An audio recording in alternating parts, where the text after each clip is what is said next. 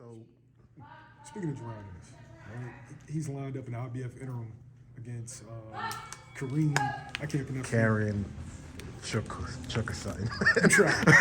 You try. So this is going to be for the man for Errol Spence's IBF title. He said when Errol Spence returns, that he has 120 days to fight Jaron Ennis or vacate that belt. Is Boots ever going to get an A-level opponent at this rate?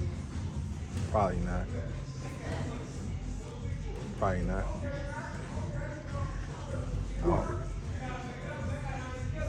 Eyeball test. None of the managers or promoters have seen enough weakness to really to be worth it to him to fight. And then you let him beat a guy, and then you turn him into a star. And if you don't have a piece of him, why would you turn him into a star? They got like the same kind of ability from Mark Too Sharp Johnson, a Roy Jones kind of guy, where it's like Roy Jones was an Olympian, he had the HBO backing, so it's a little different because he got his opportunities versus Bernard Hopkins and James Toney and things like that. But probably not, man. Not in today's boxing. I mean, if you were managing a guy, right, or you were a promoter of a guy, like, would you let your guys go into a fight with Ennis where your guy is going to probably be the underdog?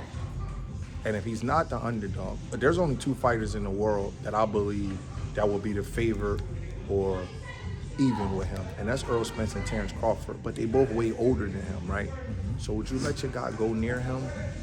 Like, that's where the business part of boxing gets everybody upset, because I don't think Terrence and Earl's scared of him. I just think it's like the powers that be, like, why would we fight this kid? You know what I mean? He's that good. He's that much younger than them.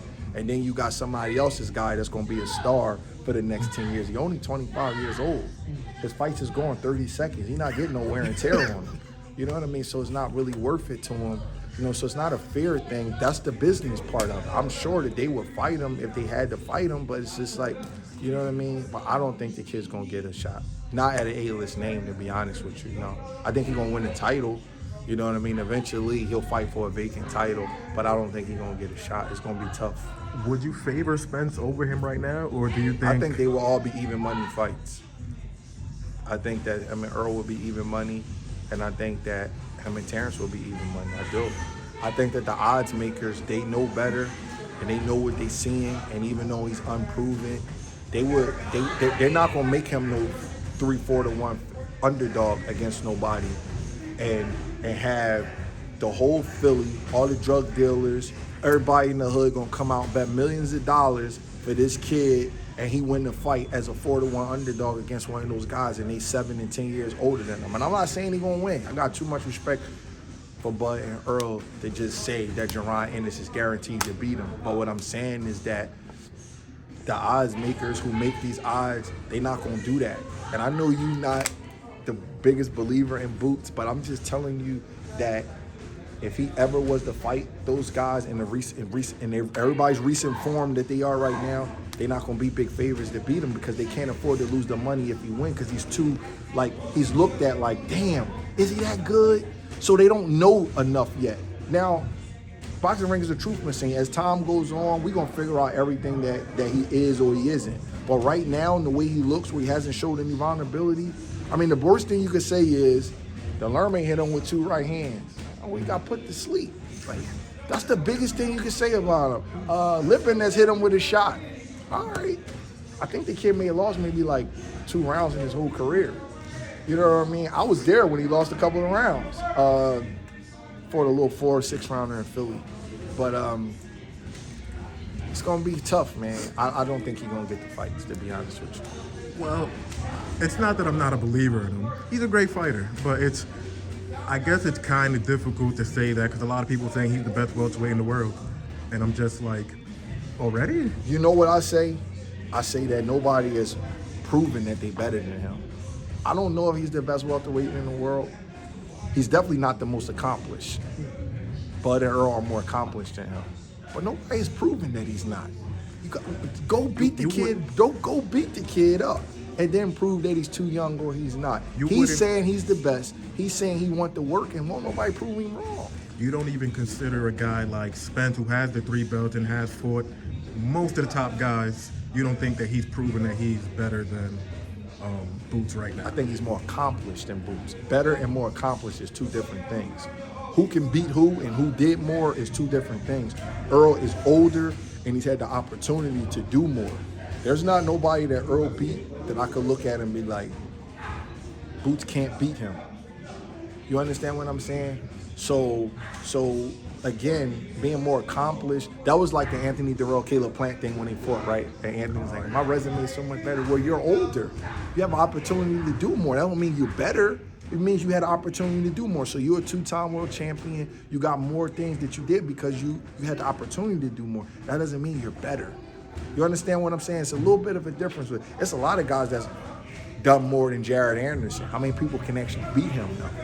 You know what I mean? So Boots is kind of in that situation. So you gotta be careful with your terminology, man, because I'm a real detailed guy. I'm careful what I say. The stuff come back on you if you say different things. So I don't, they gotta prove that they better than him. Not just Crawford and Spence, the whole welterweight division. You don't even see any veterans, any ex-world champions going near him. Why? Well, I guess Lipinets doesn't really count. He's a world champion. He's a real fighter. He was at 140. But he is a real fighter. And Lipinets a real fighter. I'm not going to discredit him.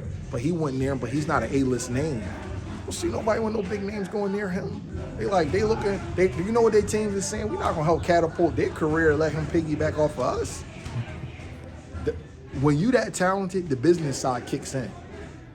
You know what I mean? So, unfortunately for Boots, his team got to figure out a way to get him this. Now his team got to earn their money. They got to figure out a way to turn him into the kind of star where he's worth these guys fighting. They got to put him in a position where he's the mandatory of all of the belts. They got to let him corner the market so people won't have an excuse not to fight him. His team has to work, man. They got to figure it out. They got to figure out a way to offer guys more money than what they normally would be making in order to fight him. Well, if you're saying that, would it have made more sense for him to kind of go the WBO route? Only because Spence is talking about, doesn't really want to make the weight too much anymore. Crawford seems pretty comfortable. So would it have made more sense for him to go that route? I can't get into that because I don't know what the conversation was like with him and the sanctioning bodies. I don't know what him and his manager talked about with the sanctioning bodies. Maybe the WBO had their own ideas on who they wanted to be. Maybe he couldn't skip over them.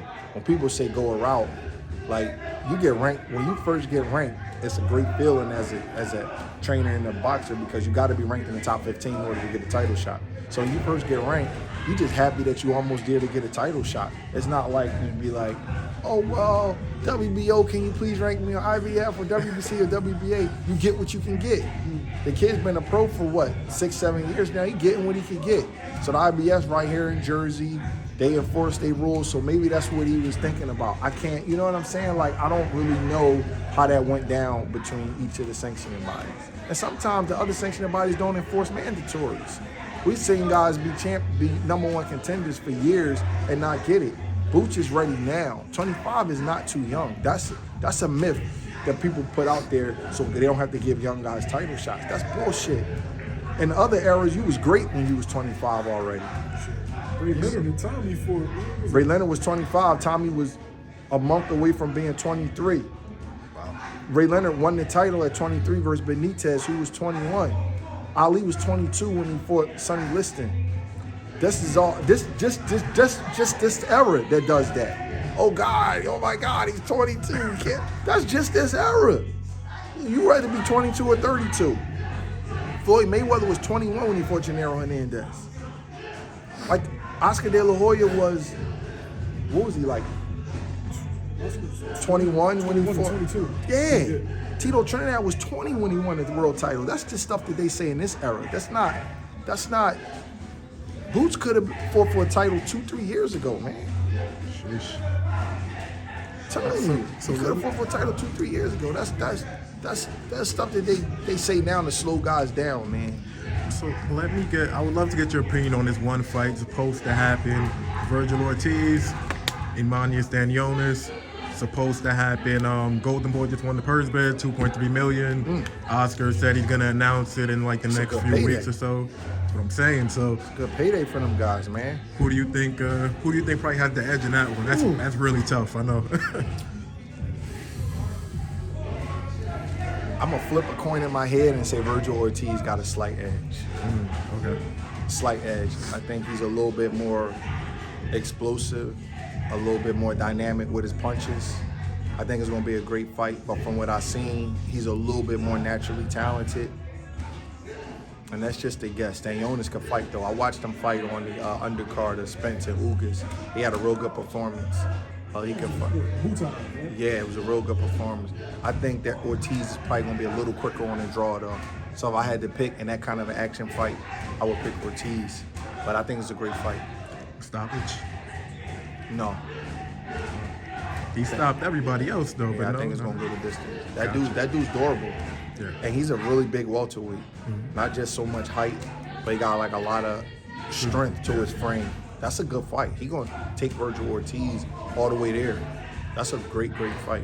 What does Stanionis have to do to win that fight? Disrupt Ortiz's rhythm. Ortiz kind of like when he get his rhythm, he start running off those fast, crazy combinations that he throw like in an attacking form. And Stanionis got to find a way to be accurate, not so much try to match those fast punches, but be accurate and break his rhythm from those fast attacks. Ortiz reminds me a little bit of Fernando Vargas. You gotta be accurate and break up that rhythm in those fast attacks. But he can go. It's gonna be a good fight. And just my last one for me. If you had to favor somebody, Tank, Shakur. Oh, You gotta throw Dev in there. Well, You gotta throw that. The well, undisputed champ. You gotta throw him. well, I'm not going to count him only because he's probably going to move up after fighting Loma, I would assume. So I think it's probably going to be Tank and Shakur at 135. So you have to favor 51-49. this gonna sound like a cop out, man. But I don't have a favorite in that fight. I don't. Now Shakur is the opposite end of like you see how Boots and Tank is like more destructive, but Shakur is just as effective. He just don't knock people out like them, but he's just every bit as effective. You know what I mean? He's just not a knockout puncher, and he's smart. So he don't try to put himself in harm's way so much to score their knockouts because some of that's God-given ability. Like he ain't gonna never be able to punch like Tank and Boots. You know what I'm saying? But he boxes your head off. He's strong. He's smart. Go to the body. Ask me that after Tank and Ryan. I could probably answer it a little bit better.